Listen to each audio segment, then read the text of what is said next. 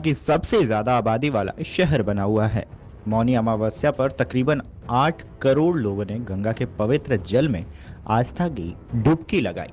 मौनी अमावस्या पर स्नान के लिए बीते 1-2 दिन से भारी संख्या में लोग यहां पहुंचने लगे। अमावस्या के चलते हर कोई संगम में स्नान करना चाह रहा था। इसके चलते मंगलवार शाम से ही संगम नोच पर भारी से भारी भीड़ इकट्ठा हो गई थी। कई श्रद्धालु तो ऐसे थे जो मध्य रात्रि में ही संगम क्षेत्र में पहुंच गए और वहां आराम करने लगे। इस बीच रात करीबन 2 बजे खबर आई कि संगम नोच के पास भगदड़ मच गई। हालांकि आनन फानन में कड़े प्रयासों के बाद स्थिति पर काबू पाया गया। इस दुखद घटना में 30 लोगों ने अपनी जान गंवा दी और 60 लोग घायल हो गए, जिनका इलाज जारी है। ऐसे में कैसे और कब यह हादसा हुआ और हादसे के बाद अब तक क्या क्या हुआ है, चलिए बताते हैं। मौनी अमावस्या पर अमृत स्नान के लिए मंगलवार रात से ही संगम क्षेत्र में लोगों की भीड़ संगम क्षेत्र में जमा होने लगी थी। प्रशासन ने भी सुबह 5 बजे से होने वाले स्नान के लिए व्यापक इंतजाम कर रखे थे। संगम क्षेत्र में लोगों की ज्यादा भीड़ न हो, इसके लिए प्रशासनिक अधिकारी भी लगातार श्रद्धालुओं से अपील कर रहे थे कि जो लोग जितने बजे पहुंचे स्नान कर लें। इसके साथ ही अपने अपने नजदीकी घाट पर स्नान का पुण्य लाभ ले लें। मुख्य स्नान पर्व होने के कारण पूरे प्रयागराज शहर में दबाव अधिक था। मेला क्षेत्र में भी सभी मार्ग चौक थे। ब्रह्म मुहूर्त में अमृत स्नान के लिए लोग संगम नोच पर इकट्ठा हो रहे थे। रात करीबन 12 बजते बजते आलम यह था कि वहां पैर रखने की भी जगह नहीं बची। इसके चलते देर रात करीबन 2 बजे बीच मेला क्षेत्र में अखाड़ा मार्ग पर भारी भीड़ का दबाव बना। उस दबाव के कारण दूसरी ओर बैरिकेडिंग टूट गए। इतना ही नहीं, भीड़ में लोगों ने बैरिकेड्स लांघकर दूसरी ओर कूदने की कोशिश की। इस चक्कर में वे दूसरी तरफ ब्रह्म मुहूर्त के स्नान का इंतजार कर रहे श्रद्धालुओं पर चढ़ गए, जिससे भगदड़ मच गई। भगदड़ की सूचना मिलते ही प्रशासनिक अधिकारियों में अफरा तफरी मच गई। मौके पर बचाव कार्य शुरू हो गया।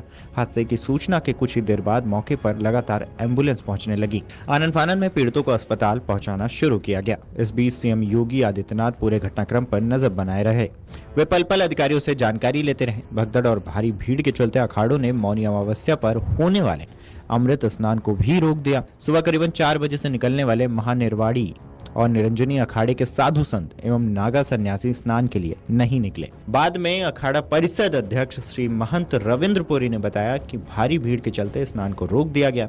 अगर स्थिति ठीक हुई तभी अखाड़ा स्नान को निकलेंगे, अन्यथा स्नान को निरस्त कर दिया जाएगा।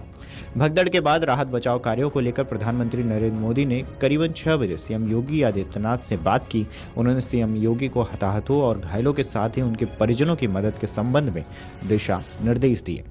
पीएम मोदी खुद इस हादसे को लेकर सक्रिय थे। उन्होंने अगले ही 3 घंटे में सीएम योगी से 4 बार बात कर हालात की जानकारी ली। इस बीच सीएम योगी ने श्रद्धालुओं से संगम में न आने की अपील की। महाकुंभ में हुई भगदड़ के बाद सीएम योगी ने श्रद्धालुओं से अपील की है कि वो संगम नोच जाने के बजाय निकट के घाट पर स्नान कर लें।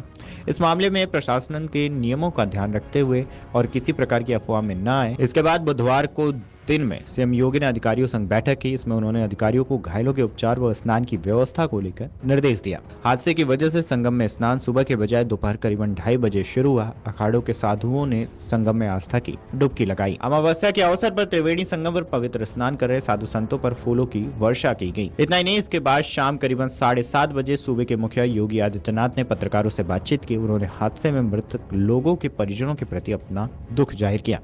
उन्होंने मुआवजे का भी ऐलान किया। इसके साथ ही आयोग के सदस्य गुरुवार को 10 जनपद लखनऊ स्थित अपने कार्यालय पहुंचे, जहां उन्होंने बैठक की। प्रयागराज महाकुंभ भगदड़ पर न्यायिक समिति के अध्यक्ष सेनावृत न्यायमूर्ति हर्ष कुमार ने कहा कि हमें 1 महीने के भीतर रिपोर्ट सौंपने की उम्मीद है। वहीं घटना के बाद संगम तटों पर टूटी हुई बैरिकेडिंग को पूरा करने का कार्य तेजी से किया जा रहा है ताकि भीड़ नियंत्रण में रहे। श्रद्धालुओं की आवाजाही के लिए हर सेक्टर और जोन में विशेष व्यवस्था की गई है। इस दौरान किसी भी तरह का प्रोटोकॉल लागू नहीं होगा।